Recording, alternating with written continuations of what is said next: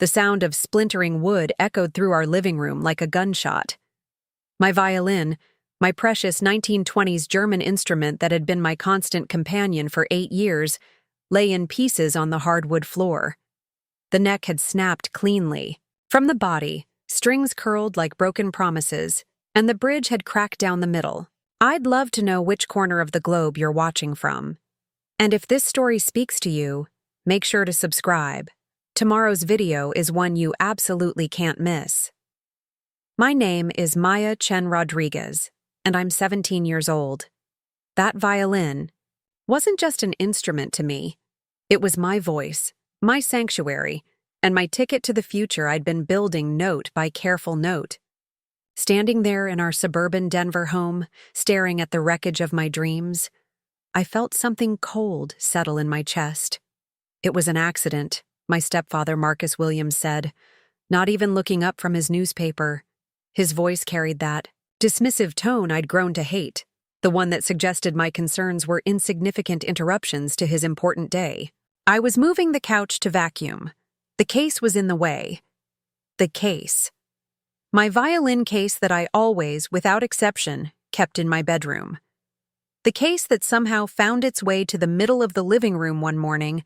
I had an audition that could change everything. My mother, Patricia Williams, emerged from the kitchen with her coffee mug, surveying the damage with the same expression she might use for spilled milk. These things happen, Maya. Insurance should cover a replacement. Insurance. As if my violin was a broken television or a damaged car bumper. As if 8 years of music, countless hours of practice, and the soul I'd poured into that instrument could be replaced by writing a check to some music store. That wasn't just any violin, I said, my voice barely steady. It was handcrafted in Munich. The sound, the resonance, you can't just replace something like that. Marcus finally looked up, his gray eyes flat with irritation. It's a hobby, Maya. You're 17. It's time to focus on real things. College applications, practical skills. Music isn't going to pay the bills. The word hobby hit me like a physical blow. 8 years of lessons, 6 years in the school orchestra, first chair violin for 3 consecutive years, regional competitions where I'd placed in the top 5, summer programs at prestigious music camps, hours upon hours of practice that had calloused my fingertips and strengthened my left hand until I could play pieces that made adults weep.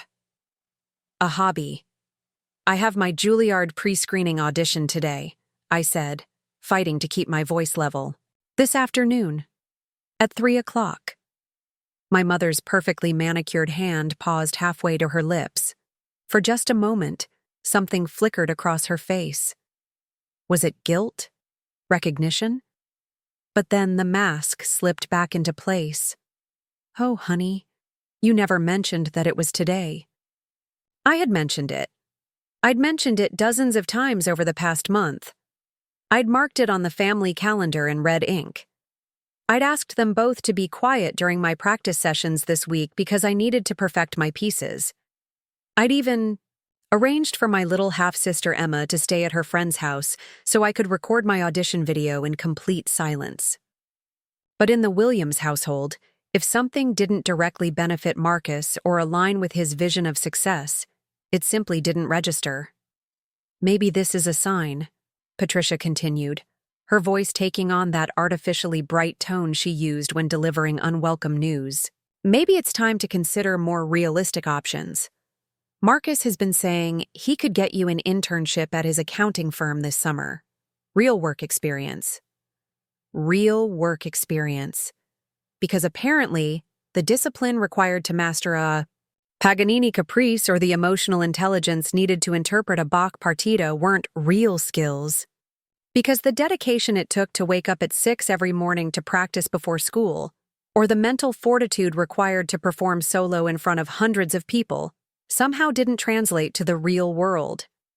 I knelt down and carefully gathered the pieces of my violin. The wood felt foreign in my hands now, lifeless. The instrument that had once resonated with my heartbeat was now just broken fragments of spruce and maple.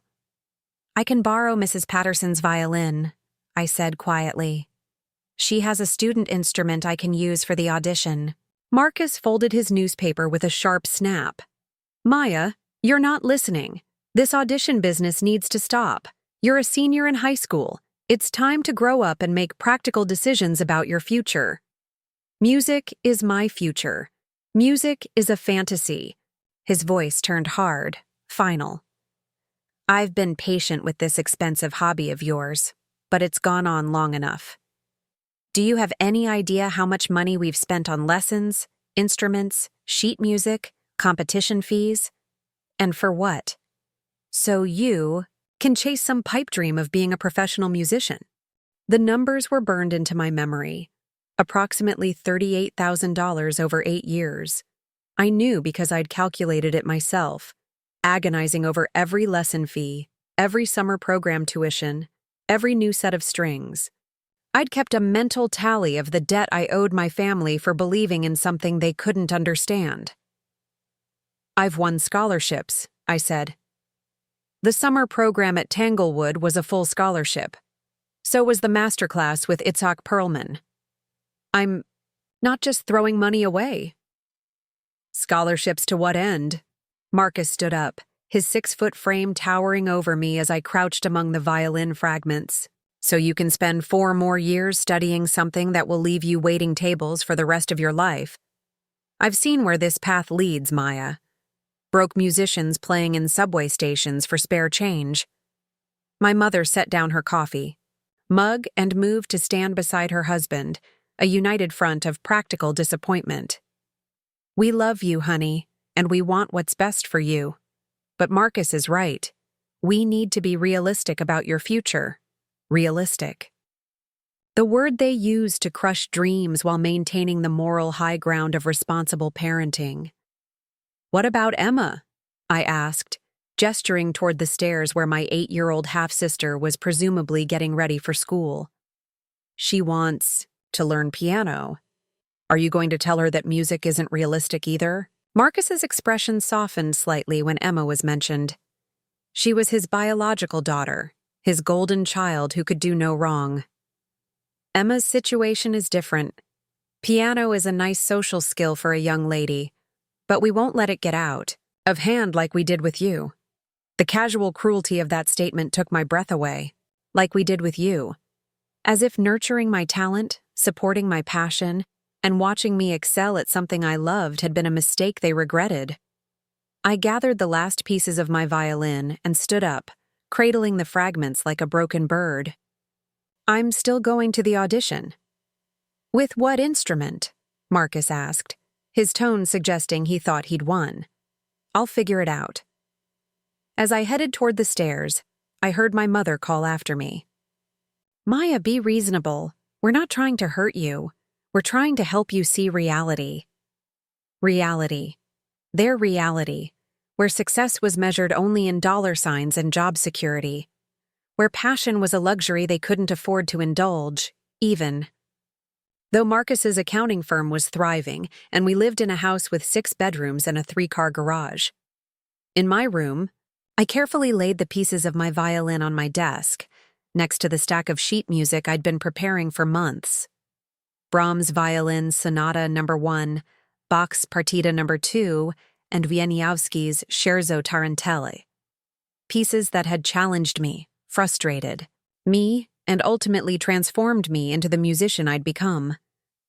I picked up my phone and called Mrs. Patterson, my private violin teacher for the past 3 years. She answered on the second ring, her warm voice immediately soothing my frayed nerves. Maya, dear, are you ready for your big day? I told her what had happened, my voice breaking as I described the scene in the living room.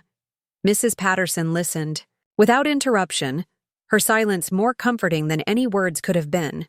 Bring the pieces to me, she said finally. I'll see what can be done. And yes, you can borrow my backup instrument for the audition. We're not letting anything stop this opportunity. Mrs. Patterson had been more than a teacher to me.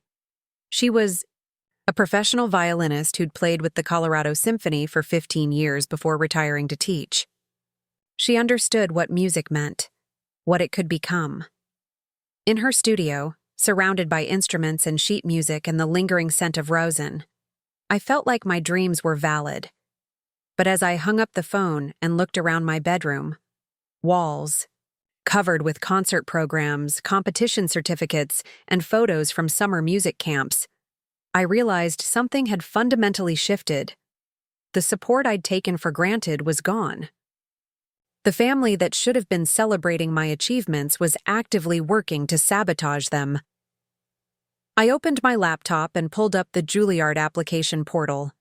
The pre-screening audition was just the first step in a grueling process that would determine whether I'd even be invited to audition in person. But it was a crucial step, one that required not just technical proficiency, but the kind of emotional depth that came from years of dedication.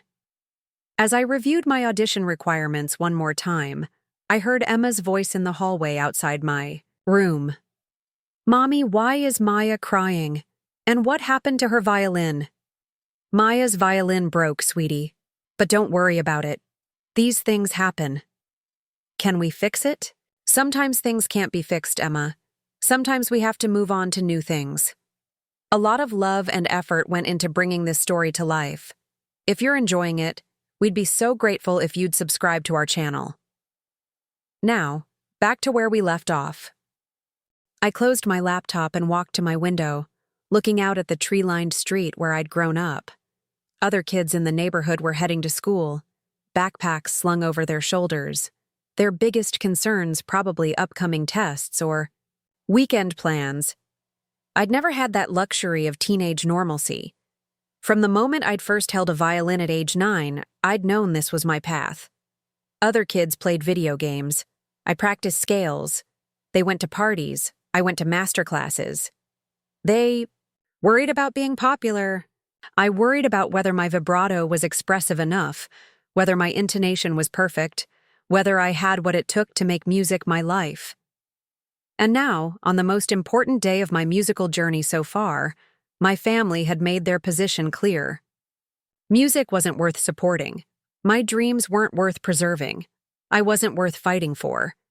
But as I stood there, holding the broken neck of my violin, I made a decision that would change everything.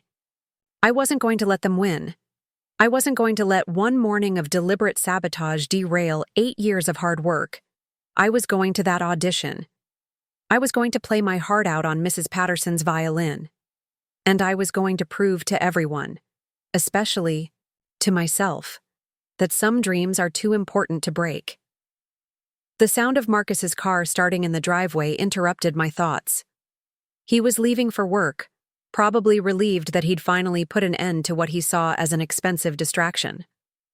My mother would be taking Emma to school soon, and then the house would be empty except for me. Perfect. I had work to do. I carefully gathered the pieces of my violin and placed them in a box. Then I pulled out my phone and began making calls.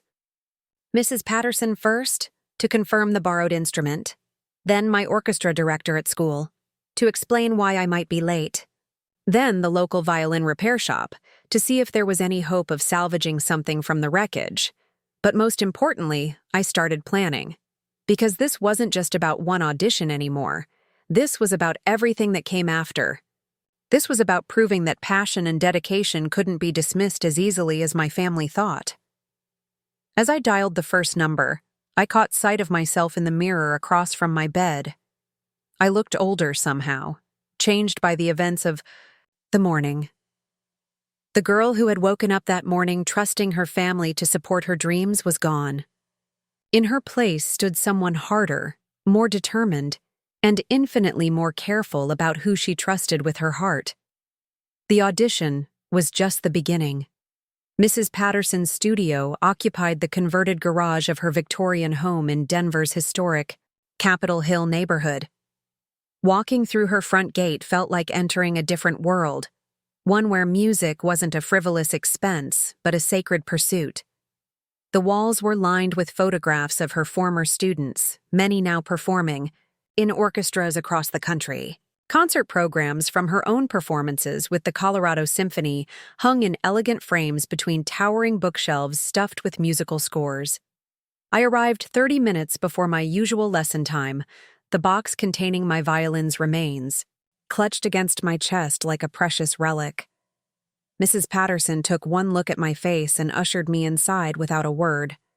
Her silver hair was pulled back in the same neat bun she'd worn for as long as I'd known her, but her usually bright eyes were clouded with concern. "Show me," she said simply. I opened the box on her piano bench, revealing the broken pieces. Mrs. Patterson's sharp intake of breath was the first honest reaction I'd received all morning. She picked up the severed neck with the reverence of someone handling ancient artifacts. "This is vandalism," she said quietly, examining the clean break. "This wasn't caused by moving furniture, Maya. Someone applied deliberate force to the weakest point of the instrument." Hearing her confirm what I'd suspected sent a wave of vindication through me. The break wasn't accidental. It was surgical, precise, designed to cause maximum damage while maintaining plausible deniability. "Your stepfather knows exactly what he did," Mrs. Patterson continued, her voice taking on an edge I'd never heard before. "The question is, what are we going to do about it?" She disappeared into her storage room and returned with a violin case I'd never seen before. Inside lay a beautiful instrument with a warm, honey-colored finish, its varnish glowing under the bay studio lights. "This belonged to my grandmother," she said, lifting it carefully from its case. "It's a 1890s instrument made by Heinrich Haberlein in Germany. Not as old as yours, but the craftsmanship is exquisite." The violin felt different. In my hands, lighter than my own instrument with a slightly narrower neck. But when I drew the bow across the strings, the sound that emerged was pure magic. Rich, warm tones filled the studio, each note singing with clarity and depth. "It's beautiful," I breathed, unable to keep the wonder from my voice. "It's yours, to use for as long as you need it," Mrs. Patterson said. "But Maya, we need to talk about what happened this morning. This isn't just about a broken instrument." I told her everything. The dismissive comments about my hobby, the pressure to pursue practical careers, the way Marcus's face had lit up when he saw the destruction he'd caused. Mrs. Patterson listened without interruption, occasionally nodding or making soft sounds of understanding. When I finished, she was quiet for a long moment, staring at the broken violin on her piano bench. 37 years I've been teaching," she said finally. "I've seen talented students give up for many reasons. Financial hardship, lack of family support, academic pressure. But I've never seen someone deliberately sabotage their child's future the way your stepfather did today." She walked to her desk and pulled out a thick folder with my name on it. Inside were copies of every competition program where I'd placed, letters of recommendation she'd written for summer programs, and detailed practice logs spanning 3 years. "Do you know what this represents?" she asked, spreading the documents across her desk. "This is documentation of extraordinary talent combined with exceptional work ethic. This is proof of someone who has what it takes to succeed at the highest levels of classical music." I stared at the papers, seeing my musical journey laid out in black and white. Competition rankings, masterclass participation certificates, recommendation letters that used words like exceptional and prodigious and once-in-a-generation talent. "Your family doesn't understand what they're trying to destroy," Mrs. Patterson continued. "They see music as entertainment, as something nice but ultimately unnecessary. They have no concept of what it means to be called to this art form." She picked up one of the letters, scanning its contents before reading aloud. "Maya demonstrates not only technical mastery beyond her years, but an emotional maturity in her interpretations that suggests a deep, intuitive understanding of the classical repertoire. Her dedication to practice and improvement is unwavering, and her potential as a professional musician is limitless." The words washed over me like a healing balm. After a morning of being told my dreams were worthless, hearing objective assessments of my abilities felt like coming up for air after nearly drowning. "Dr. Harrison wrote that about you after the Aspen summer program," Mrs. Patterson said. "He's worked with thousands of young musicians over his career. He doesn't use words like limitless potential lightly. I thought about Dr. Harrison, the renowned violinist who had taught masterclasses at Aspen. He'd selected me for private coaching sessions and had spoken to me about audition strategies for top conservatories. In his world, my goals weren't fantasies. They were realistic expectations for someone with my skill level. "Mrs. Patterson," I said slowly, "what if I don't get into Juilliard? What if Marcus is right and I'm chasing something impossible?"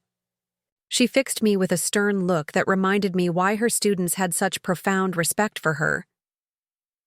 "Maya Chen Rodriguez, in 3 years of working with you, I have never once heard you doubt yourself like this. Don't let their ignorance become your reality." She pulled out her phone and scrolled through her contacts. "I'm calling David Kim. He's the concertmaster of the Philadelphia Orchestra, and he graduated from Juilliard 15 years ago. You're going to talk to him about what a career in classical music actually looks like." Before I could protest, she was dialing. The conversation was brief but animated. When she hung up, she was smiling for the first time since I'd arrived. "He's expecting your call this evening, 7 o'clock Mountain Time. He specifically wants to discuss audition preparation and the realities of conservatory training." The idea of speaking with a world-class musician about my future felt surreal. But Mrs. Patterson was already moving on to the next item on her mental checklist. "Now, about your audition this afternoon. We have 4 hours to get you comfortable with this new instrument. The fingering will be slightly different, and you'll need to adjust your bow technique for its particular resonance." We dove into practice with an intensity that bordered on obsessive. The Brahms sonata felt different. On the new violin, the instrument's warmer tone brought out emotional nuances I'd never noticed before. The Bach partita required adjustments in my left-hand positioning, but once I found the right approach, the counterpoint lines sang with unprecedented clarity. During a brief break, Mrs. Patterson made tea and we sat in her small kitchen, surrounded by framed photographs of her performing career. One image caught my attention. A young woman in an elegant black gown, violin raised, performing on a stage with a full orchestra behind her. "That was my debut with the New York Philharmonic," she said, noticing my gaze. I was 23 years, old and absolutely terrified, but it was the moment I knew I'd made the right choice. "Do you ever regret it?" I asked. "Choosing music over something more secure?" Mrs. Patterson laughed, a sound filled with genuine joy. "Maya, I've traveled, the world sharing the most beautiful music ever composed. I've moved audiences to tears with my interpretations of Mozart and Brahms. I've mentored dozens of young musicians who are now living their own musical dreams. What could be more secure than a life spent doing what you love and doing it brilliantly?" She paused, her expression growing more serious. "But I won't lie to you, it's not an easy path. The competition is fierce, the rejections are frequent, and the financial instability can be challenging, especially in the early years. But for those of us who are truly called to this music, there's no alternative. We don't choose music. Music chooses us." Her words resonated with something deep in my core. I'd felt that calling since the first time I'd held a violin, that sense of rightness that came when I was playing. It wasn't about career prospects or financial security. It was about fulfilling something essential to who I was. "What would you do?" I asked carefully. "If your family was actively working against your dreams?" Mrs. Patterson set down her teacup and looked directly at me. "I'd prove them wrong, not out of spite, though that can be motivating in the short term. I'd prove them wrong because I'd have no choice. When you have real talent, when you have the dedication to develop that talent, when you have the fire in your belly that separates true musicians from hobbyists, you don't give up. You can't give up." She stood and walked to her window, looking out at the garden where late autumn flowers still bloomed despite the Colorado chill. "My own father was a banker," she said. "He thought music was a waste of time, a distraction from serious pursuits. He wanted me to study business, to marry well, to live a safe, predictable life. When I told him I was auditioning for conservatories, he threatened to cut off all financial support. I leaned forward, captivated by this glimpse into her past. So, what did you do? I auditioned anyway. I won a full scholarship to the New England Conservatory. I supported myself through college with teaching jobs and small performances. It was difficult, but every challenge made me stronger, more determined. And you know what happened eventually? What? My father came to my debut recital in Boston. He sat in the front row and cried through my entire performance of the Mendelssohn Violin Concerto. Afterward, he told me he'd never heard anything so beautiful. He said he finally understood that what I was doing wasn't just playing music, it was creating something transcendent. The story gave me hope, but also highlighted the loneliness of my situation. Mrs. Patterson had eventually won her father's support. I couldn't imagine Marcus ever sitting in an audience, moved to tears by my playing. Not every family comes around, Mrs. Patterson said, as if reading my thoughts. Some people are too invested in their own limited view of success to recognize excellence in forms they don't understand. But that doesn't make your path any less valid. We returned to practice, working through technical passages until my fingers moved instinctively across the new instrument's fingerboard. As the afternoon wore on, I felt my confidence returning.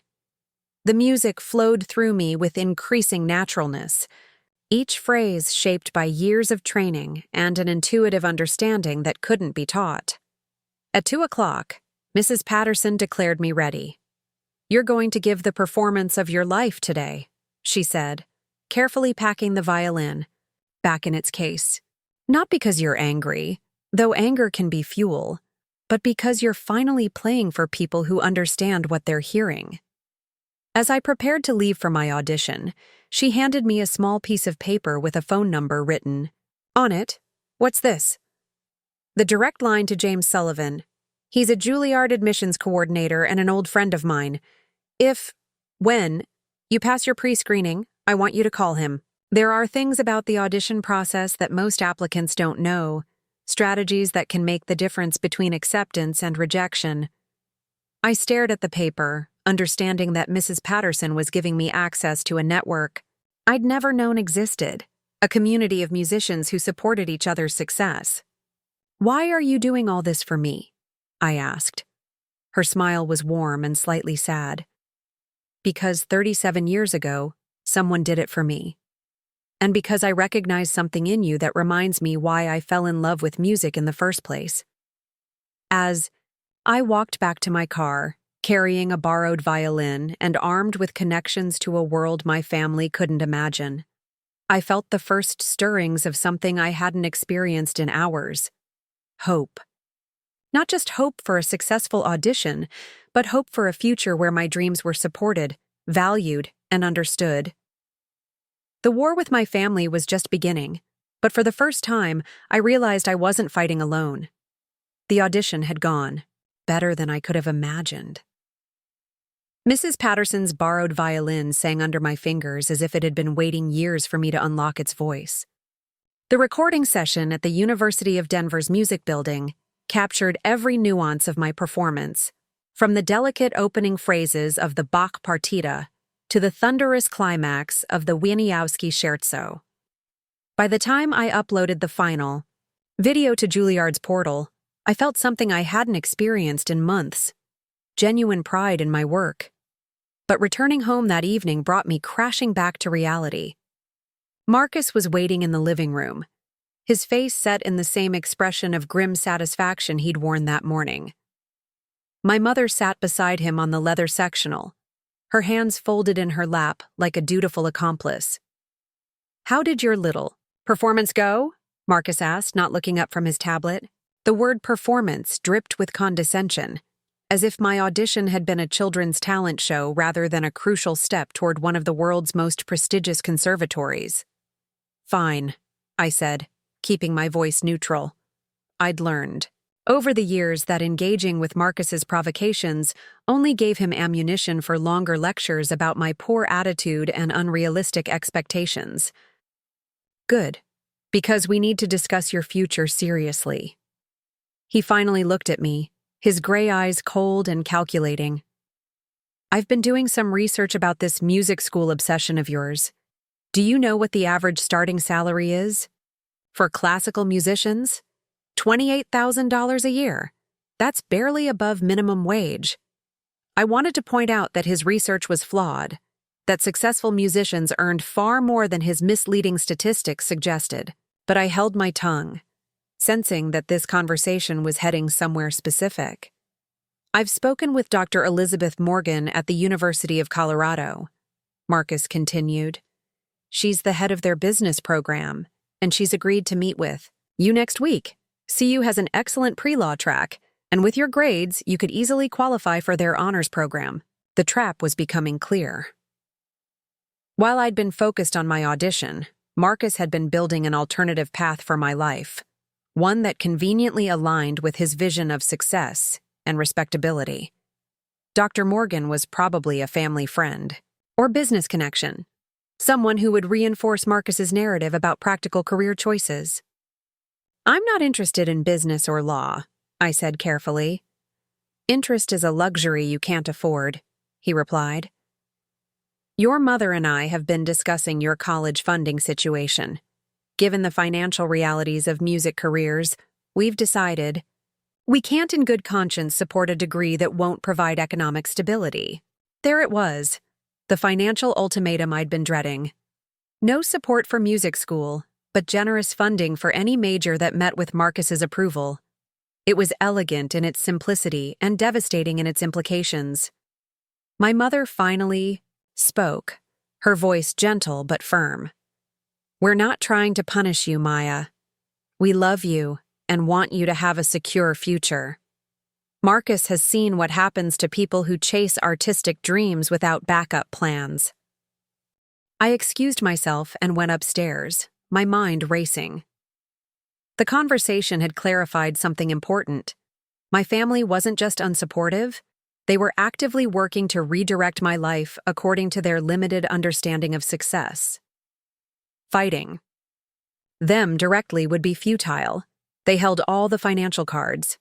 I needed a different strategy. That evening, I called David Kim as Mrs. Patterson had arranged. His voice was warm and encouraging, with the slight accent that marked him as a fellow, child of immigrants who'd navigated between cultures while pursuing artistic excellence. Mrs. Patterson tells me you're facing some family challenges, he said after we'd discussed my audition pieces. Unfortunately, that's not uncommon in our field. Many families struggle to understand the viability of classical music careers. I told him about the broken violin and the financial ultimatum, surprised by how easy it was to confide in someone I'd never met. David listened thoughtfully, occasionally asking clarifying questions that showed he understood both the musical and personal dimensions of my situation. Here's what you need to know, he said finally. The path you're considering is difficult but absolutely achievable for someone with your level of talent and dedication. However, you'll need to be strategic about how you pursue it, especially given your family situation. He outlined a plan that was both practical and ambitious. First, I needed to diversify my applications beyond just Juilliard. Schools like Eastman, Oberlin, and the New England Conservatory offered equally excellent training with potentially better financial aid packages. Second, I should explore state schools with strong music programs that could serve as affordable backup options. But most importantly, David said, you need to start building financial independence now. Summer programs, competition winnings, teaching opportunities, they're not just resume builders, they're your pathway to self-sufficiency. After our conversation, I spent hours researching scholarship opportunities and competition deadlines. The National Federation of Music Clubs had several contests with substantial cash prizes. The Music Teachers National Association offered scholarships specifically for students planning professional music careers. There were foundation grants, memorial scholarships, and merit awards I'd never heard of. I created a spreadsheet tracking application deadlines, entry fees, and potential earnings. It was meticulous work that reminded me of the financial planning skills Marcus was always praising in other contexts, except this time, I was using those skills to fund my dreams rather than abandon them. The next morning brought an unexpected ally. Emma knocked on my bedroom door before school, her 8-year-old, face serious with concern. "Maya? I heard Mommy and Marcus talking about your violin last night. They said you can't do music anymore." I knelt down to her eye level, struck by how much she'd grown in the past year. Emma had Marcus's green eyes, but my mother's gentle expression, and she'd always been fascinated by my practice sessions. "It's complicated, Em, but I'm not giving up on music." "Good," she said with surprising firmness. "Because I want to learn piano, and if you stop doing music, they might not let me start." Her observation was more perceptive than she realized. Emma's musical interests were still in the cute, manageable phase that families celebrated. But if I capitulated to Marcus's demands, I'd be setting a precedent that artistic pursuits were acceptable only until they became serious. "Can you keep a secret?" I asked her. She nodded solemnly. "I'm going to keep practicing and applying to music schools, but I need to do it quietly for a while. Can you help me by not mentioning it to Mommy and Marcus? Like a spy mission?" Her eyes lit up with the kind of excitement that only 8-year-olds could muster for clandestine activities. Exactly like a spy mission. Over the following weeks, I developed a routine that would have impressed any actual spy. I told my family I was participating in a study group that met at the library every day after school. Instead, I went to Mrs. Patterson's studio for extended practice sessions. I claimed I was doing volunteer work on weekends when I was actually traveling to auditions and competitions. The deception felt awful at first. I'd never been a dishonest person, and lying to my mother's face made my stomach churn. But gradually, I realized that I wasn't being dishonest so much as protecting something precious from people who wanted to destroy it. Mrs. Patterson introduced me to other members of Denver's classical music community, and I was amazed by how willing they were to help. Dr. Sarah Chen at the University of Denver offered me free access to their practice rooms. Marcus Hoffman, the principal violist of the Colorado Symphony, agreed to coach me on audition repertoire. Elena Rodriguez, a recent Juilliard graduate, shared insider tips about conservatory life and application strategies. Each connection led to others, creating a network of support that stood in stark contrast to my family's hostility. These musicians understood what I was trying to achieve because they'd walked similar paths. They'd faced skeptical families, financial challenges, and the constant pressure to choose more practical careers. "The thing about classical music," Elena told me, during one of our coaching sessions, "is that it's both incredibly challenging and surprisingly sustainable. Yes, it requires complete dedication, and yes, the competition is fierce. But there are more opportunities than most people realize, especially for someone with your level of preparation." She showed me statistics that painted a very different picture from Marcus's doom and gloom research. Orchestra musicians in major cities earned comfortable middle-class salaries with excellent benefits. Chamber musicians who supplemented performing with teaching could build substantial incomes. And the most successful soloists and concertmasters earned salaries that would make Marcus's accounting clients envious. "Your stepfather is looking at entry-level positions and assuming that's where careers plateau," Elena explained. "He doesn't understand that classical music is like medicine or law. You start modestly and build expertise over time. A concertmaster with 20 years of experience earns 6 figures, plus the intangible benefits of doing meaningful work." Armed. With this information, I began to see my situation differently. Marcus wasn't just opposing my career choice. He was demonstrating a fundamental misunderstanding of how professional music actually worked. His research was selective and his conclusions were wrong. I started documenting everything. Every encouraging email from a teacher, Every positive competition result, every scholarship opportunity I discovered. I created a portfolio that told the story of my musical development in objective terms that even Marcus might be forced to acknowledge. The breakthrough came in early December, when I received an email that made my hands shake as I read it. The Lennox Foundation, which supported promising young classical musicians, was offering a full scholarship for summer study at the Verbier Festival in Switzerland. The program included masterclasses with world-renowned artists, performance opportunities, and most importantly, a $15,000 stipend for living expenses. $15,000, more than enough to fund my own college applications, audition travel, and the first year of conservatory study if my family followed through on their threats. I filled out the application with the same meticulous attention I'd brought to my Juilliard audition, crafting essays that balanced artistic passion with practical goals. Mrs. Patterson wrote a recommendation that was so glowing I barely recognized myself in her description of my potential.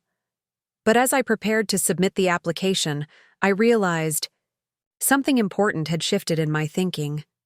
I was no longer just pursuing music despite my family's opposition. I was building a completely independent path that didn't require their approval or support. The scared 17-year-old who'd knelt among the pieces of her broken violin was gone. In her place was someone harder, more focused, and infinitely more determined. Someone who understood that the greatest victory wouldn't be changing her family's minds, but proving that their opinions were irrelevant to her success. The application deadline was December 15th. I submitted it on December 14th at 11:47 p.m., then sat in my bedroom staring at the confirmation email for 20 minutes. Phase 1 of my independence was complete. The real work was just beginning. Winter settled over Denver like a heavy blanket, and with it came the most challenging period of my double life. The Lennox Foundation application was submitted, but results wouldn't be announced until March. Juilliard's pre-screening decisions would arrive in February. In the meantime, I had to maintain the illusion of compliance while secretly preparing for a future my family was determined to prevent. The strain of constant deception was wearing on me in ways I hadn't anticipated.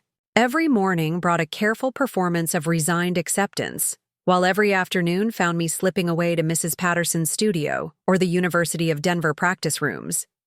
I became an expert at crafting believable excuses, creating elaborate cover stories for my whereabouts, and compartmentalizing my emotions so completely that I sometimes felt like two different people. At school, I threw myself into academics with renewed intensity, partly to maintain my grade point average, and partly to give my family visible evidence that I was taking their advice seriously. My AP calculus teacher, Mr. Rodriguez, commented on my improved focus during parent conferences. Marcus took this as confirmation that his tough love approach was working. "See how much better she's doing when she's not distracted by that violin nonsense," he told my mother over dinner one evening, speaking about me as if I weren't sitting 3 feet away. Her priorities are finally where they should be. If only he knew that my improved academic performance was fueled by the same discipline and goal-oriented thinking that had made me an accomplished musician. The organizational skills required to balance multiple audition preparations were serving me well in advanced chemistry and English literature. The memorization techniques I'd developed for complex musical pieces made short work of historical dates and mathematical formulas. But perhaps the most significant development during those winter months was my growing relationship with Elena Rodriguez, the Juilliard graduate who'd become my informal mentor. Elena was only 5 years older than me, but she'd already built an impressive career as a freelance violinist in Denver's music scene. She performed regularly with the Colorado Symphony, taught private students, and played wedding gigs that paid surprisingly well. "The secret to making money in classical music," she explained during one of our sessions, "is diversification. You can't rely on orchestra auditions alone. There are thousands of qualified musicians competing for maybe 50 openings nationwide each year. But if you're willing to teach, perform at private events, and take on studio recording work, you can build a solid income. Elena showed me her tax returns from the previous year, with her permission, of course. Her gross income was over $60,000, significantly higher than the doom and gloom statistics Marcus had quoted.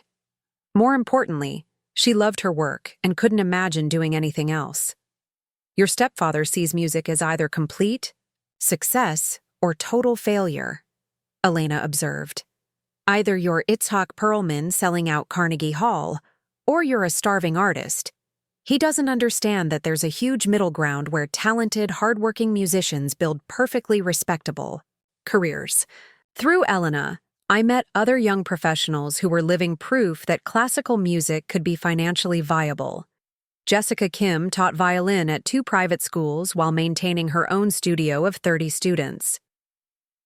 Michael Thompson split his time between the Colorado Springs Philharmonic and a lucrative career scoring music for local television commercials. Sarah Martinez had built a thriving business performing at corporate events and upscale weddings. These weren't desperate artists scraping by. They were educated professionals who'd found creative ways to monetize their skills. Several of them earned more than Marcus did as an accountant, though they'd never described their work in such crass terms. They measured success in artistic fulfillment, professional respect, and the joy of sharing beautiful music with appreciative audiences. Began to understand that my family's opposition wasn't just about money, it was about fear of the unknown. Marcus valued predictability above all else. The idea of a career that couldn't be reduced to linear progression up a corporate ladder terrified him. He needed to believe that artistic pursuits were frivolous because acknowledging their legitimacy would challenge his entire worldview. This realization helped me develop a more strategic approach to our family interactions. Instead of defending music directly, I began speaking about my interests in terms Marcus could understand. When he asked about my college plans, I mentioned the business side of arts administration. When the subject of graduate school came up, I referenced the advanced degrees held by many professional musicians. You know, I said one evening over dinner, I've been reading about arts management programs. Schools like Yale and Columbia have graduate degrees that combine business training with cultural expertise. Those graduates work for major institutions like Lincoln Center and the Kennedy Center. Marcus perked up at the mention of Ivy League, schools and prestigious venues. That sounds more practical than just playing. I nodded thoughtfully, as if considering this revelation for the first time.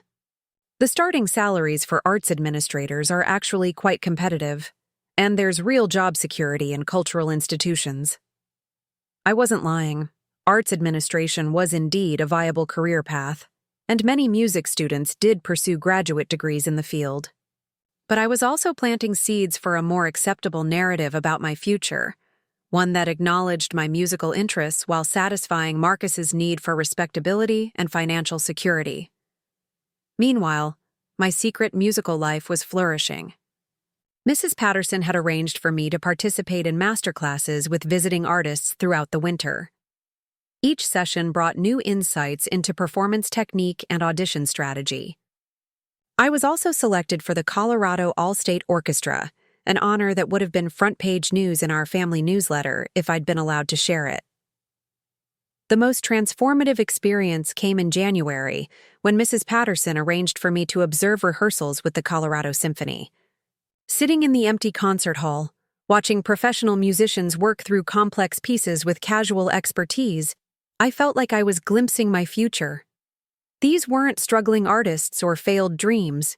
They were masters of their craft, collaborating to create something sublime. During a break, I spoke with the principal second violin, a woman named Dr. Amanda Foster who'd graduated from Eastman 20 years earlier. She was curious about my background and goals, and when I mentioned my family situation, her expression grew sympathetic. I had similar challenges, she said. My parents were convinced I was throwing my life away. They came around eventually, but it took years and concrete evidence of success. Some families never understand, but that doesn't make the pursuit less worthwhile. Dr. Foster introduced me to other orchestra members, and I was struck by how normal they all seemed. They talked about mortgages and children's soccer games and weekend plans, just like any other group of working professionals. The myth of the tortured, impoverished artist began to crumble completely. One violinist mentioned that she'd paid off her student loans within 7 years of graduation. Another described the excellent health insurance and retirement benefits provided by the symphony. A violist talked about her summer house in the mountains, purchased with earnings from a decade of steady performing income. "The hardest part isn't making a living," Dr. Foster explained. "It's getting established initially. But once you've proven yourself, once you've built a reputation and a network, the opportunities are substantial." As winter progressed, I also began developing skills that would serve me well regardless of my family's financial support. Elena taught me how to market myself as a private teacher, and by February, I had 3 young students whose lessons provided my first independent income. The money wasn't substantial, about $200 per month, but earning it through my musical abilities felt revolutionary. I also started applying for smaller scholarships and competitions with deadlines throughout the spring. The MTNA state competition offered a $500 prize for first place. The Denver Music Club had a memorial scholarship worth $1,000. These weren't life-changing amounts, but they were building blocks toward financial independence. More importantly, each application required me to articulate my goals and defend my chosen path in writing. The process forced me to crystallize my thinking about what I wanted to achieve and why I was willing to fight for it. With each essay, my resolve strengthened and my vision became clearer. The most unexpected development came through my relationship with Emma. My 8-year-old half-sister had become genuinely invested in our spy mission, and her innocent questions about my activities led to several close calls with Marcus and my mother. But Emma's enthusiasm also reminded me why artistic education mattered. She'd started picking out melodies on the old upright piano in our living room, and her natural musical instincts were obvious to anyone who bothered to pay attention. When I helped her learn simple songs during our clandestine practice sessions, I could see the same joy and curiosity that had driven my own musical development. "Will I be able to take real piano lessons someday?" she asked one afternoon as we worked through a beginner's book I'd bought for her. "Of course," I said, though I wasn't sure how to navigate Marcus's likely resistance to formal music education for his biological daughter. "Good, because I want to be like you when I grow up." Her words hit me with unexpected force. Emma didn't see me as someone chasing impossible dreams. She saw me as someone worth emulating. In her 8-year-old mind, my musical abilities were admirable and inspiring, not frivolous or impractical. That conversation crystallized something important for me. This wasn't just about my own future anymore. If I gave up, if I let Marcus's narrow vision win, I'd be sending Emma the message that artistic pursuits weren't worth defending. I'd be complicit in limiting her possibilities before she was old, enough to understand what she might be sacrificing. By late February, the waiting had become almost unbearable. Every day brought the possibility of life-changing news from Juilliard or the Lennox Foundation. My carefully maintained facade of compliance was starting to crack under the pressure of anticipation and the constant stress of deception. But I'd also built something substantial during those months of secret preparation. I had a network of professional musicians who supported my goals. I had concrete evidence that classical music offered viable career paths. I had developed independent income streams and started building financial autonomy. Most importantly, I had proven to myself that I could maintain my commitment to music even under the most challenging circumstances. The scared 17-year-old who'd watched her violin break in pieces had evolved into someone far more formidable. Someone who understood that achieving dreams sometimes required strategy, patience, and the willingness to fight battles on multiple fronts simultaneously. The waiting was almost over. Soon, I'd know whether my careful planning and secret preparation had been enough to open the doors to my future. Whatever those results revealed, I was ready for the next phase of the war. The email arrived on a Tuesday morning in late February, just as I was rushing to catch the bus for school.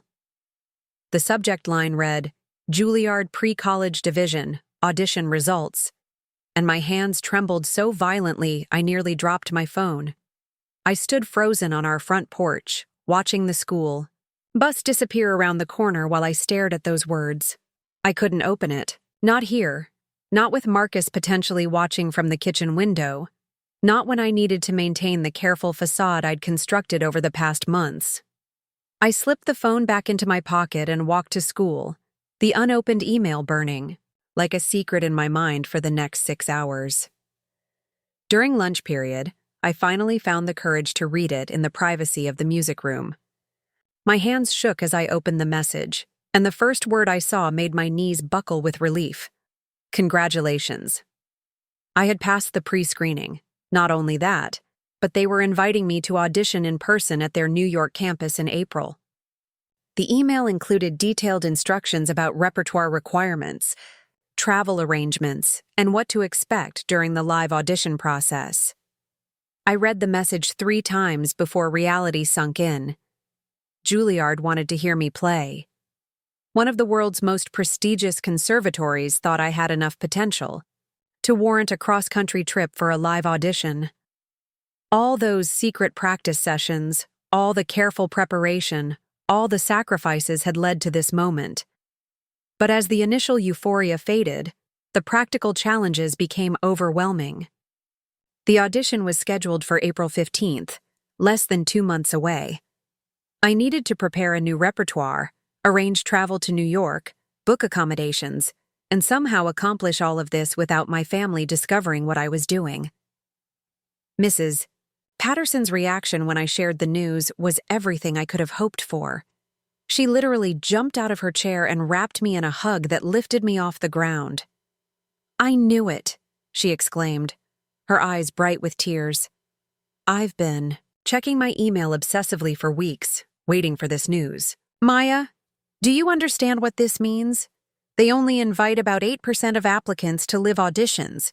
You're in the top tier of young musicians in the entire country." Her joy was infectious, but it was tempered by the logistical mountain we now had to climb. The trip to New York would cost at least $1,500 for flights, hotels, and meals. More importantly, I'd need to miss 3 days of school without arousing Marcus's suspicion. "We'll figure it out," Mrs. Patterson said with the confidence of someone who'd navigated similar challenges before. "I have friends in New York who might be able to help with accommodations. And there are emergency scholarship funds specifically for audition travel." She was already pulling out her phone, scrolling through contacts. "I'm calling Rebecca Martinez right now. She graduated from Juilliard 5 years ago and works for a music foundation in Manhattan. If anyone knows about last-minute funding opportunities, it's her." While Mrs. Patterson made her calls, I stared at the audition requirements on my phone. They wanted to hear the same Bach partita I'd submitted for pre-screening, plus 2 contrasting pieces of my choice and a required piece they'd assign on the day of the audition. The sight-reading component would test my ability to play unfamiliar music at professional standards. The repertoire itself didn't worry me. I'd been preparing these pieces for months, but performing them under the pressure of a live audition, in front of faculty members whose approval could determine my entire future, was a different challenge entirely. "Good news," Mrs. Patterson announced, hanging up her phone. "Rebecca knows about an emergency travel grant through the Musicians Emergency Fund. It's specifically for students who need financial assistance to attend important auditions. The application deadline is Friday, which gives us 3 days to put together a compelling case." She pulled up the application on her computer, and we spent the next 2 hours crafting essays that balanced artistic passion with practical need. I had to provide detailed financial information, including my family's income and their stated refusal to support my musical education. It was humiliating to document my family's opposition in such stark terms, but it was also liberating to have official recognition that their behavior was unusual enough to warrant emergency assistance. The completed application painted a picture of a talented student facing artificial barriers to her education. Mrs. Patterson's recommendation letter was particularly powerful, describing not just my musical abilities but the challenges I'd overcome to maintain my development despite family hostility. As we prepared to submit the application, Mrs. Patterson asked a question that had been weighing on my mind for weeks. "Have you considered telling your family about the audition? This is a tremendous achievement, Maya. Most parents would be proud." I thought about it for a moment, imagining Marcus's reaction to the news. He'd try to stop me from going. He might even go so far as to prevent me from traveling, claiming it's for my own good. And if I went anyway, the relationship with my family would be irreparably damaged. "The relationship is already damaged," Mrs. Patterson pointed out gently. "They've made it clear that they don't support your dreams. At some point, you have to decide whether maintaining peace with them is worth sacrificing your future." Her words struck deep, but I wasn't ready for that level of confrontation yet. I still held on to some hope that I could achieve my goals while maintaining family relationships, even if those relationships had to be built on partial truths for the time being. The grant application was submitted on Thursday evening, just before the deadline. Then came another waiting period, though this one felt different from the months of uncertainty I'd endured. Now I had a concrete goal with a specific timeline. The audition was happening whether or not I received financial assistance. I'd find a way to make it work. That weekend brought an unexpected complication. Marcus announced that he'd scheduled the family meeting with Dr. Elizabeth Morgan at CU for April 14th, the day before my audition. The timing couldn't have been worse, and I suspected it wasn't entirely coincidental. "Dr. Morgan has graciously agreed to meet with us during her spring break," Marcus explained over dinner. "She wants to discuss the business program in detail and review your academic qualifications for their honors track." My mother nodded approvingly. "It's such a wonderful opportunity, Maya. Dr. Morgan has connections throughout the Denver business community. She could really help you network for internships." I managed to express appropriate enthusiasm while mentally calculating whether I could attend the meeting and still make my flight to New York that evening. The math was tight, but possible, assuming Dr. Morgan didn't expect our conversation to last more than an hour. The following week brought news that changed everything. The Musicians Emergency Fund had approved my travel grant. Not just approved it, but awarded me the full amount I'd requested, plus an additional $500 for incidental expenses. The email from the foundation's director included a personal note. "Your application was one of the most compelling we've received this year. We're honored to support your audition and look forward to hearing about your success." Mrs. Patterson and I celebrated with ice cream and spent the afternoon planning every detail of the New York trip. Rebecca Martinez had arranged for me to stay with a current Juilliard student who lived in the dormitories, eliminating hotel costs entirely.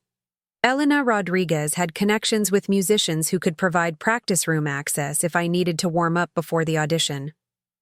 Everything was falling into place with a precision that felt almost magical. But as the audition date approached, maintaining my double life became increasingly difficult. I was practicing 4 hours a day at various locations around Denver, traveling to coachings with different teachers, and managing an elaborate schedule of deceptions that required constant mental energy. The stress was beginning to show in unexpected ways. My grades remained excellent, but teachers commented on my distracted demeanor. I'd lost weight from the constant anxiety, and my mother had started asking questions about my appetite and energy levels. "Are you feeling all right, honey?" she asked, one evening as I pushed food around my plate without really eating. "You seem tired lately." "Just stressed about college applications," I replied, which was technically true if massively incomplete. "Maybe you should take a break from some of your extracurricular activities," Marcus suggested. "You're putting too much pressure on yourself with all these study groups and volunteer commitments." If only he knew that my extracurricular activities were actually the most important work I'd ever done, and that the pressure I was feeling came entirely from having to hide my true priorities from the people who should have been supporting them. The weekend before my New York trip, I had my final coaching session with Elena Rodriguez. She'd been working with me on performance psychology, helping me develop strategies for managing audition nerves and presenting my best musical self under pressure. "Remember," she said as we wrapped up our session, "they've already heard your pre-screening recording and decided they want to work with you. The live audition is about confirming what they already suspect, that you have the musical maturity and stage presence to succeed in their program." She handed me a small gift bag. Inside was a beautiful silk scarf in deep blue, the kind that professional musicians wore for formal performances. "This belonged to my grandmother," Elena explained. "She was a violinist in Mexico City in the 1950s, back when it was even more difficult for women to pursue professional music careers. She always said that confidence was the most important accessory a performer could wear." I was touched beyond words. The scarf felt like a tangible connection to generations of women who'd fought for the right to make music professionally, despite families and societies that tried to limit their possibilities. As I prepared to leave Elena's studio for what might be the last time before my audition, she gave me one final piece of advice. "Whatever happens in New York, remember that you've already accomplished something extraordinary. You've maintained your musical development despite active opposition from your family. You've built a support network and found resources that most students never access. You've proven that you have the determination and intelligence to succeed in one of the world's most competitive fields." Her words carried me through the final week of preparation. As I packed for New York, carefully folding Elena's grandmother's scarf alongside my audition dress, I felt ready for whatever lay ahead. The girl who had watched her violin break in pieces 6 months earlier was gone. In her place stood a young woman who understood that some battles were worth fighting, regardless of the cost. The most important performance of my life was less than 24 hours away. The meeting with Dr. Elizabeth Morgan was scheduled for 10 in the morning on April 14th. My flight to New York departed at 7 that evening. I had exactly 9 hours to play the role of the compliant daughter considering a practical business degree, then transform into a serious conservatory candidate preparing for the most important audition of my life. Dr. Morgan's office at the University of Colorado was everything Marcus would have wanted for my future. Sleek, corporate, lined with awards for academic excellence and business achievement. She was a polished woman in her 50s, with the kind of professional confidence that came from decades of navigating male-dominated corporate environments. "Maya," she said warmly, gesturing for us to sit in the leather chairs arranged around her mahogany desk. "Marcus has told me so much about you. He's very proud of your academic achievements." I smiled politely, while Marcus beamed with satisfaction.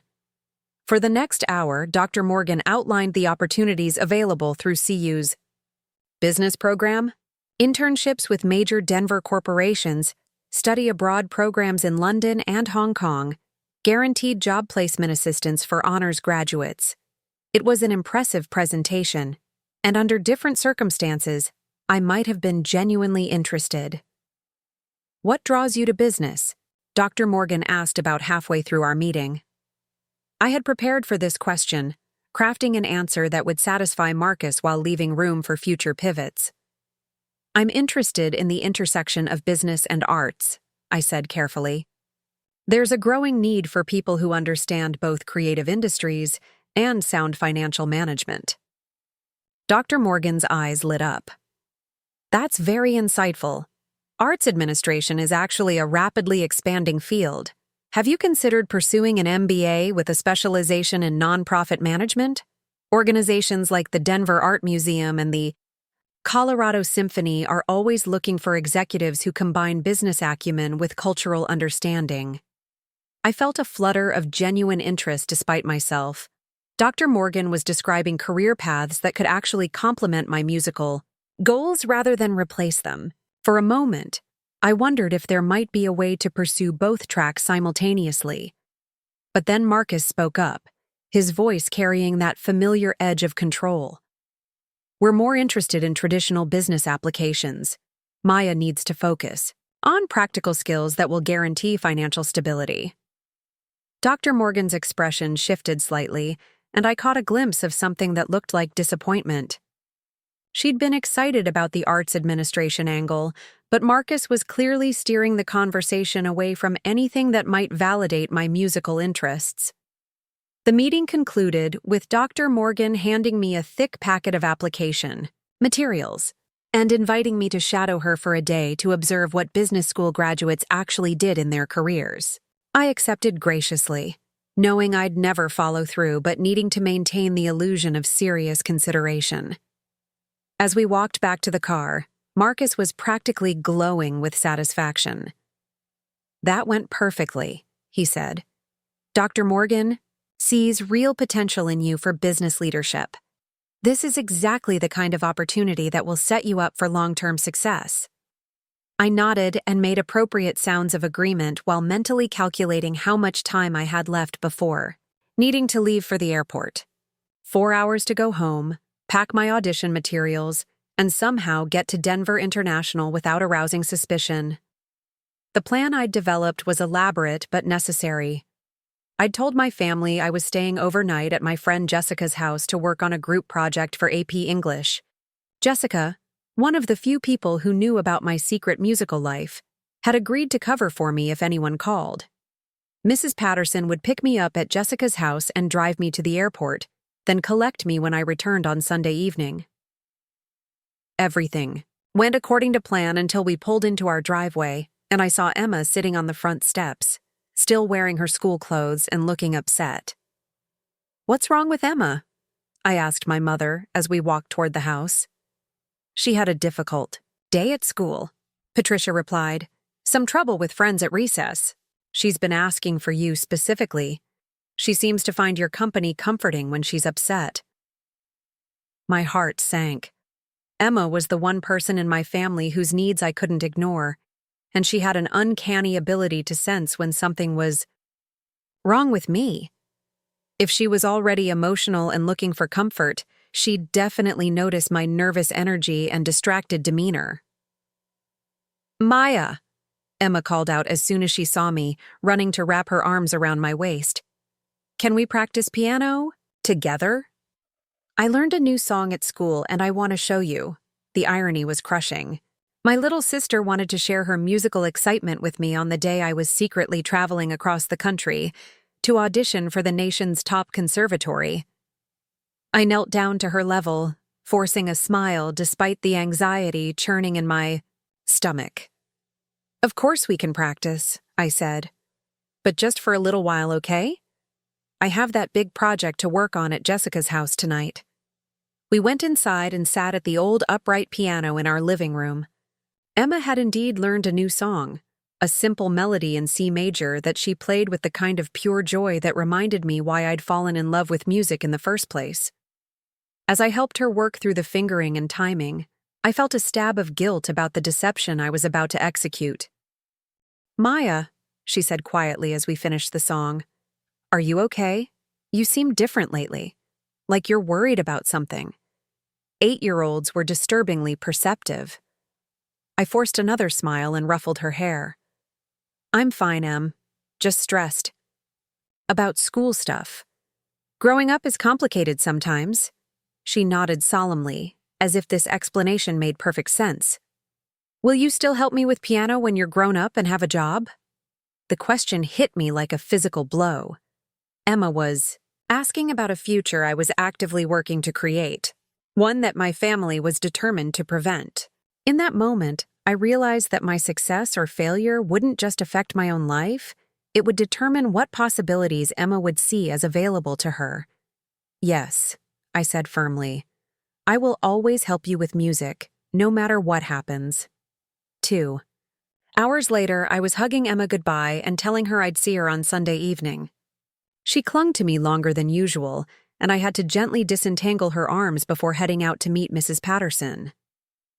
The drive to the airport was surreal. After months of careful planning and secret preparation, I was actually doing it. Flying. to New York to audition for Juilliard. Mrs. Patterson chatted nervously about logistics and last-minute reminders about repertoire, but I found myself thinking about Emma's question and the weight of representing not just my own dreams but hers as well. The flight to LaGuardia was uneventful, but stepping off the plane in New York felt like entering a different universe. The energy of the city was overwhelming, crowds of people moving with purpose, the constant hum of traffic and conversation, the sense that everyone was pursuing something important and time-sensitive. Rebecca Martinez met me at baggage claim, her warm smile immediately putting me at ease. She was exactly as Mrs. Patterson had described, enthusiastic, knowledgeable, and genuinely excited to help a fellow musician navigate this crucial milestone. "How are you feeling?" she asked as we took the subway into Manhattan. "Terrified and exhilarated at the same time," I admitted. "Perfect," she laughed. "That's exactly how you should feel before an important audition this important. It means you understand what's at stake." The Juilliard dormitory where I'd be staying was modest but comfortable, and my host, a sophomore violin major named Catherine, greeted me with the kind of casual competence that comes from having navigated the conservatory world for several years. "First Juilliard audition?" she asked, helping me settle into the guest bed in her room. "First any conservatory audition," I replied. "I'm pretty nervous." "Don't be. Well, be nervous, but don't let it paralyze you. They invited you here because they already think you have what it takes. Tomorrow is just about confirming what they already know." That evening, Catherine took me on a tour of the Lincoln Center campus, showing me the practice rooms, concert halls, and cafeterias where Juilliard students spent their days. The building buzzed with the sound of practicing, piano scales drifting from one room, violin arpeggios from another, the occasional burst of opera singing from the vocal studios. "This is what it sounds like to be surrounded by people who take music as seriously as you do," Catherine observed. "It's pretty amazing after spending your whole life being the only one who cares this much about practicing." Her words perfectly captured something I'd been feeling but couldn't articulate. For years, I'd been the weird kid who chose violin practice over social events, who got excited about new sheet music, who could talk for hours about different interpretations of Bach. At Juilliard, that level of musical obsession was normal, even expected. The audition was scheduled for 11 the next morning, giving me time for a final practice session in one of the school's rehearsal rooms. I warmed up with scales and etudes, then ran through my audition pieces one final time. Mrs. Patterson's borrowed violin sang beautifully in the acoustically perfect space, and I felt my confidence building with each phrase. At 10:30, I joined the other auditionees in the waiting area outside the main audition room. We were a diverse group, students from across the country and around the world, all pursuing the same dream of studying at one of the most prestigious conservatories on earth. Some chatted nervously with their parents or teachers. Others sat in focused silence, fingering through their music one last time. I was alone, which suddenly felt significant. While other students had family members offering last-minute encouragement and moral support, I'd traveled across the country in secret, funded by emergency grants and sustained by a network of musicians who understood what my own family could not. When my name was called, I walked into the audition room with Elena's grandmother's scarf around my neck and Mrs. Patterson's violin in my hands. The 3 faculty members sitting behind the table looked serious, but not unkind, and the piano accompanist gave me an encouraging nod. "Maya Chen Rodriguez," the central faculty member said, consulting his notes. "Please tell us about your musical background and what draws you to Juilliard." I had prepared for this question, but when I opened my mouth, what came out wasn't the carefully rehearsed answer I'd planned. Instead, I found myself telling the truth about my love for music, my dedication to improving, and my determination to build a career where I could share beautiful music with others who needed to hear it. "I'm here because music isn't just what I do, it's who I am," I concluded. "And I want to develop that identity in a place where excellence is the standard and artistic growth never stops." The faculty members exchanged glances that I couldn't interpret. Then the center judge smiled. "Let's hear your Bach." I raised Mrs. Patterson's violin, took a deep breath, and began to play. The opening notes of the Partita No. 2 filled the room, with the kind of precision and emotional depth that had taken years to develop. As I moved through the complex counterpoint, I felt everything else fall away. The family drama, the secret preparations, the financial stress, the months of anxiety. There was only the music, pure and perfect, and exactly as it should be. When I finished the Bach, they asked for my Brahms. Then the required piece, a movement from a Mozart sonata I'd never seen before, but managed to sight read with reasonable accuracy. Throughout it all, I felt like I was having a conversation with masters of the art form, demonstrating not just technical skill, but musical understanding. The audition lasted 25 minutes. When it was over, the faculty thanked me graciously and told me I'd hear their decision within 2 weeks. I walked out of that room knowing I'd given the performance of my life, regardless of the outcome. But as I left Lincoln Center and prepared for my flight back to Denver, I realized that the real test wasn't over. I still had to return to a family that had no idea what I'd just accomplished, maintain the fiction of compliance while waiting for results, and prepare for whatever consequences would follow when my secret was inevitably revealed. The hardest part wasn't proving myself to Juilliard. It was coming home to people who couldn't see what I'd just achieved. The 2 weeks following my return from New York were the longest of my life. Every day brought the possibility of life-changing news, while every interaction with my family required careful performance of normalcy. I'd accomplished something extraordinary, giving what I knew was the audition of my lifetime, but I had to pretend that the most significant weekend of my young adult life had been spent working on an English project. Marcus seemed particularly pleased with my subdued demeanor, interpreting my nervous energy as evidence that his business school strategy was working. "You've been much more focused since the meeting with Dr. Morgan," he observed over dinner one evening. "I think you're finally understanding the importance of practical career planning." If only he knew that my focus came from visualizing myself, walking the halls of Lincoln Center as a Juilliard student, practicing in world-class facilities alongside the most talented young musicians on earth.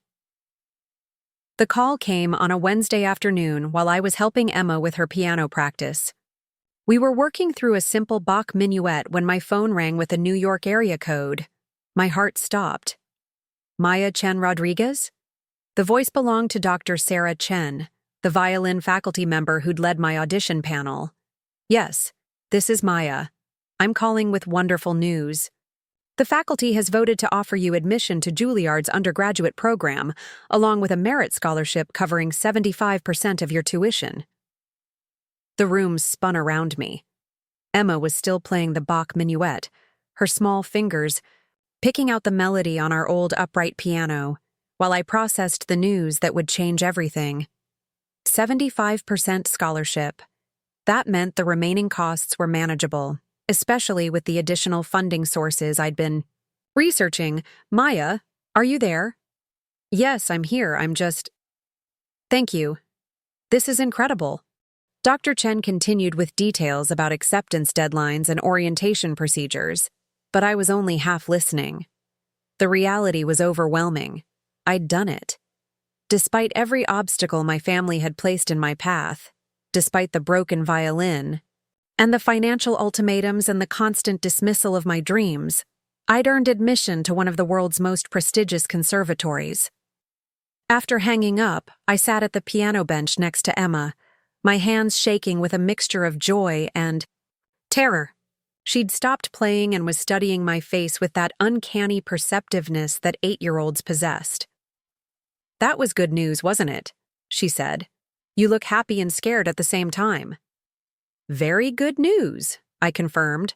"But, Emma, I need to ask you to keep another secret for me, okay?" "Just for a little while longer." She nodded solemnly. Over the past months, our conspiracy had become one of the most important relationships in my life. Emma understood, in her child's wisdom, that some dreams were worth protecting from people who couldn't appreciate them. That evening, I called Mrs. Patterson with the news. Her shriek of joy was so loud I had to hold the phone away from my ear. I knew it. I've been checking my email constantly, hoping for updates. Maya, do you understand what you've accomplished? This validates everything we've worked toward. She immediately began planning celebration and practical next steps.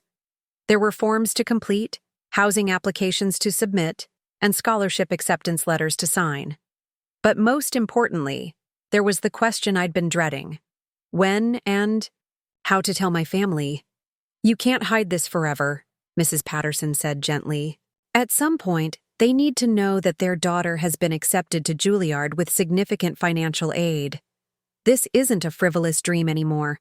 It's a concrete opportunity with measurable value. I knew she was right, but the thought of that conversation filled me with dread. Marcus would be furious about the deception. My mother would feel betrayed by months of lies. The family dynamics that had already been strained to the breaking point would probably shatter completely. The decision was made for me 3 days later, when Marcus announced that he'd submitted my acceptance to CU's business program and paid the enrollment deposit. I wanted to secure your spot before the deadline, he said proudly over breakfast. Dr. Morgan was very impressed with you, and she's already talking about internship opportunities for next year. I stared at him. Coffee, mug frozen halfway to my lips. He'd enrolled me in college without my consent, committing me to a path I'd never agreed to pursue. The casual violation of my autonomy was breathtaking in its arrogance.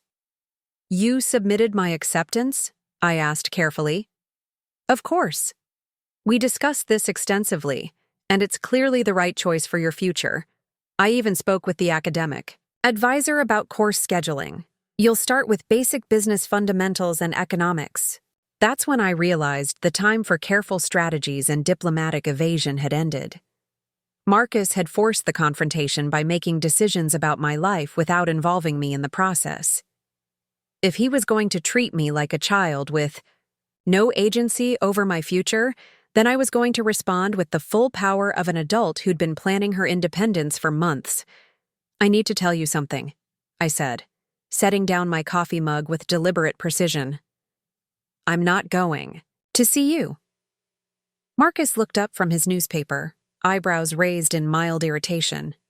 What do you mean? I mean, I'm going to Juilliard. I was accepted with a 75% merit scholarship. I'll be studying violin performance starting this fall. The silence that followed was deafening. My mother's fork clattered against her plate. Marcus's face went through several color changes before settling on a shade of red I'd never seen before. That's impossible, he said finally. You haven't auditioned anywhere. You don't even have a violin anymore. I pulled out my phone and showed him the acceptance email, along with the scholarship details and enrollment information. Then I walked to the hall closet and retrieved Mrs. Patterson's violin case, setting it on the kitchen table between us. I've been practicing 4 hours a day for the past 6 months, I said calmly. I've been working with professional musicians, taking master classes, and preparing for auditions across the country. The violin you broke was replaced within hours by people who understand what musical education actually means. Marcus stared at the evidence before him. The phone screen showing official Juilliard correspondence, the violin case that proved I'd never stopped playing, the calm confidence in my voice that suggested this wasn't a sudden impulse, but a carefully executed plan. You've been lying to us for months, my mother said, her voice barely above a whisper. You've been trying to destroy my future for years, I replied. I protected myself the only way I could. Marcus erupted with the kind of fury I'd been expecting since the morning he'd broken my violin. You are a little manipulative. He caught himself before finishing the sentence, but his face was twisted with rage. Do you have any idea what you've done? The money I've spent, the connections I've made, the time I've invested in securing your future? A future I never wanted, I said. A future you designed without asking what I actually cared about or where my talents lay. Talent? Marcus laughed bitterly. You think talent pays bills? You think talent provides health insurance or retirement? Savings?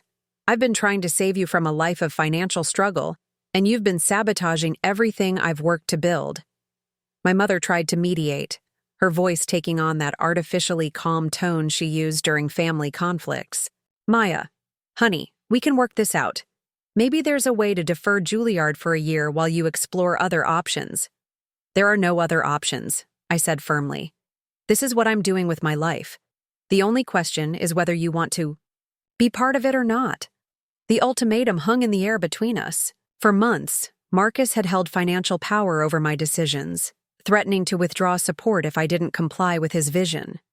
Now I was turning the tables, making it clear that our relationship depended on his ability to accept my choices, rather than control them. Emma appeared in the kitchen doorway, drawn by the raised voices. She took in the scene, the violin case on the table, the angry faces, the obvious tension, and immediately understood that our secret was finally revealed. Are you going to music school? She asked me directly, ignoring the family drama swirling around us. Yes, I said. I'm going to study violin at Juilliard in New York. Her face lit up with pure joy. That's so cool. Can I visit you there? The innocence of her excitement stood in stark contrast to the adult anger and disappointment that dominated the room. Emma saw my acceptance for what it was, an incredible achievement worth celebrating. She didn't understand why anyone would be upset about such wonderful news. Marcus looked at his daughter's enthusiasm and then back at me, something shifting in his expression. For the first time since I'd known him, he seemed genuinely uncertain about the righteousness of his position. The scholarship covers most of the costs, I continued, seeing an opening in his momentary doubt. I've also been awarded additional grants for living expenses, and I'm already earning income teaching private students. This isn't the financial disaster you think it is. I pulled out the folder I'd been maintaining for months, documentation of every scholarship, every competition prize, every positive evaluation from professional musicians. The evidence was overwhelming. I wasn't a deluded teenager chasing impossible dreams. I was a serious student who'd earned recognition from some of the most respected institutions in classical music. Mrs. Patterson had been right about one thing. Marcus respected objective measures of success. Seeing the Juilliard acceptance letter, the scholarship amounts, and the professional recommendations forced him to confront the possibility that his understanding of music careers was incomplete. My mother picked up one of the letters, reading the glowing assessment from Dr. Harrison at the Aspen Music Festival. Maya, I had no idea you'd achieve so much. Why didn't you tell us about these competitions and programs? Because every time I tried to share my musical accomplishments, I was told I was wasting time on hobbies, I said. Because Marcus made it clear that my achievements only mattered if they aligned with his vision of success. The conversation continued for another hour, moving through anger and accusations to something resembling negotiation. Marcus couldn't accept that he'd been wrong about music careers, but he was forced to acknowledge that I'd demonstrated extraordinary commitment and achieved measurable success. If this is really what you want, my mother said finally, then we need to find a way to support you, even if we don't fully understand it. Marcus nodded reluctantly. But I want regular updates on your academic progress and career prospects, and I want you to maintain backup plans in case this music thing doesn't work out. I agreed to his conditions, understanding that this was as close to acceptance as I was likely to get. It wasn't the enthusiastic family support I'd dreamed of, but it was enough to move forward without completely severing relationships. 3 months later, I moved into my Juilliard dormitory with 2 suitcases, Mrs. Patterson's borrowed violin, and a determination to prove that some dreams are worth fighting for. My parents drove me to the airport, a compromise that felt like progress compared to the secrecy of my audition trip. Dr. Chen continued with details about acceptance deadlines and orientation procedures, but I was only half listening. The reality was overwhelming. I'd done it. Despite every obstacle my family had placed in my path, despite the broken violin, and the financial ultimatums and the constant dismissal of my dreams, I'd earned admission to one of the world's most prestigious conservatories. After hanging up, I sat at the piano bench next to Emma, my hands shaking with a mixture of joy and terror. She'd stopped playing and was studying my face with that uncanny perceptiveness that 8-year-olds possessed. "That was good news, wasn't it?" she said. "You look happy and scared at the same time." "Very good news," I confirmed. "But, Emma, I need to ask you to keep another secret for me, okay? Just for a little while longer." She nodded solemnly. Over the past months, our conspiracy had become one of the most important relationships in my life. Emma understood, in her child's wisdom, that some dreams were worth protecting from people who couldn't appreciate them. That evening, I called Mrs. Patterson with the news. Her shriek of joy was so loud I had to hold the phone away from my ear. "I knew it. I've been checking my email constantly, hoping for updates. Maya, do you understand what you've accomplished? This validates everything we've worked toward." She immediately began planning celebration and practical next steps. There were forms to complete, housing applications to submit, and scholarship acceptance letters to sign. But most importantly, there was the question I'd been dreading: when and how to tell my family. "You can't hide this forever," Mrs. Patterson said gently. "At some point, they need to know that their daughter has been accepted to Juilliard with significant financial aid. This isn't a frivolous dream anymore. It's a concrete opportunity with measurable value." I knew she was right, but the thought of that conversation filled me with dread. Marcus would be furious about the deception. My mother would feel betrayed by months of lies. The family dynamics that had already been strained to the breaking point would probably shatter completely. The decision was made for me 3 days later, when Marcus announced that he'd submitted my acceptance to CU's business program and paid the enrollment deposit. "I wanted to secure your spot before the deadline," he said proudly over breakfast. "Dr. Morgan was very impressed with you, and she's already talking about internship opportunities for next year." I stared at him. Coffee, mug frozen halfway to my lips. He'd enrolled me in college without my consent, committing me to a path I'd never agreed to pursue. The casual violation of my autonomy was breathtaking in its arrogance. "You submitted my acceptance?" I asked carefully. "Of course. We discussed this extensively, and it's clearly the right choice for your future. I even spoke with the academic advisor about course scheduling. You'll start with basic business fundamentals and economics." That's when I realized the time for careful strategies and diplomatic evasion had ended. Marcus had forced the confrontation by making decisions about my life without involving me in the process.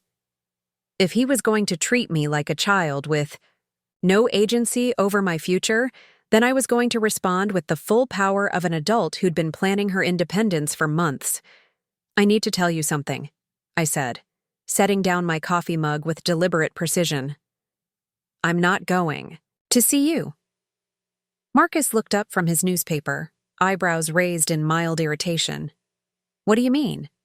"I mean, I'm going to Juilliard. I was accepted with a 75% merit scholarship. I'll be studying violin performance starting this fall."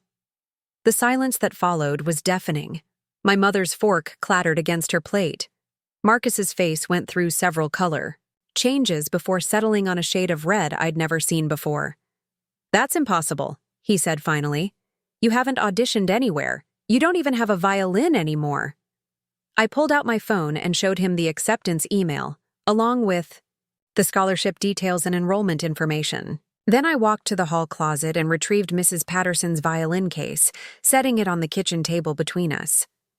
"I've been practicing 4 hours a day for the past 6 months," I said calmly. "I've been working with professional musicians, taking master classes, and preparing for auditions across the country. The violin you broke was replaced within hours by people who understand what musical education actually means." Marcus stared at the evidence before him. The phone screen showing official Juilliard correspondence, the violin case that proved I'd never stopped playing, the calm confidence in my voice that suggested this wasn't a sudden impulse, but a carefully executed plan. "You've been lying to us for months," my mother said, her voice barely above a whisper. "You've been trying to destroy my future for years," I replied. "I protected myself the only way I could." Marcus erupted with the kind of fury I'd been expecting since the morning he'd broken my violin. "You are a little manipulative." He caught himself before finishing the sentence, but his face was twisted with rage. "Do you have any idea what you've done? The money I've spent, the connections I've made, the time I've invested in securing your future?" "A future I never wanted," I said. "A future you designed without asking what I actually cared about or where my talents lay." "Talent?" Marcus laughed bitterly. "You think talent pays bills? You think talent provides health insurance or retirement? Savings? I've been trying to save you from a life of financial struggle, and you've been sabotaging everything I've worked to build." My mother tried to mediate, her voice taking on that artificially calm tone she used during family conflicts. "Maya, honey, we can work this out. Maybe there's a way to defer Juilliard for a year while you explore other options." "There are no other options," I said firmly. "This is what I'm doing with my life. The only question is whether you want to be part of it or not." The ultimatum hung in the air between us. For months, Marcus had held financial power over my decisions, threatening to withdraw support if I didn't comply with his vision.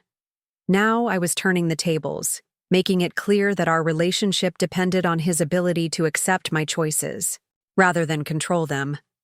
Emma appeared in the kitchen doorway, drawn by the raised voices. She took in the scene, the violin case on the table, the angry faces, the obvious tension, and immediately understood that our secret was finally revealed. "Are you going to music school?" she asked me directly, ignoring the family drama swirling around us. "Yes," I said. "I'm going to study violin at Juilliard in New York." Her face lit up with pure joy. "That's so cool. Can I visit you there?" The innocence of her excitement stood in stark contrast to the adult anger and disappointment that dominated the room. Emma saw my acceptance for what it was, an incredible achievement worth celebrating. She didn't understand why anyone would be upset about such wonderful news. Marcus looked at his daughter's enthusiasm and then back at me, something shifting in his expression. For the first time since I'd known him, he seemed genuinely uncertain about the righteousness of his position. "The scholarship covers most of the costs," I continued, seeing an opening in his momentary doubt. "I've also been awarded additional grants for living expenses, and I'm already earning income teaching private students. This isn't the financial disaster you think it is." I pulled out the folder I'd been maintaining for months, documentation of every scholarship, every competition prize, every positive evaluation from professional musicians. The evidence was overwhelming. I wasn't a deluded teenager chasing impossible dreams. I was a serious student who'd earned recognition from some of the most respected institutions in classical music. Mrs. Patterson had been right about one thing. Marcus respected objective measures of success. Seeing the Juilliard acceptance letter, the scholarship amounts, and the professional recommendations forced him to confront the possibility that his understanding of music careers was incomplete. My mother picked up one of the letters, reading the glowing assessment from Dr. Harrison at the Aspen Music Festival. "Maya, I had no idea you'd achieve so much. Why didn't you tell us about these competitions and programs?" "Because every time I tried to share my musical accomplishments, I was told I was wasting time on hobbies," I said. "Because Marcus made it clear that my achievements only mattered if they aligned with his vision of success." The conversation continued for another hour, moving through anger and accusations to something resembling negotiation. Marcus couldn't accept that he'd been wrong about music careers, but he was forced to acknowledge that I'd demonstrated extraordinary commitment and achieved measurable success. "If this is really what you want," my mother said finally, "then we need to find a way to support you. even if we don't fully understand it. Marcus nodded reluctantly. But I want regular updates on your academic progress and career prospects. And I want you to maintain backup plans in case this music thing doesn't work out. I agreed to his conditions, understanding that this was as close to acceptance as I was likely to get. It wasn't the enthusiastic family support I'd dreamed of, but it was enough to move forward without completely severing relationships. 3 months later, I moved into my Juilliard dormitory with 2 suitcases, Mrs. Patterson's borrowed violin, and a determination to prove that some dreams are worth fighting for. My parents drove me to the airport, a compromise that felt like progress compared to the secrecy of my audition trip.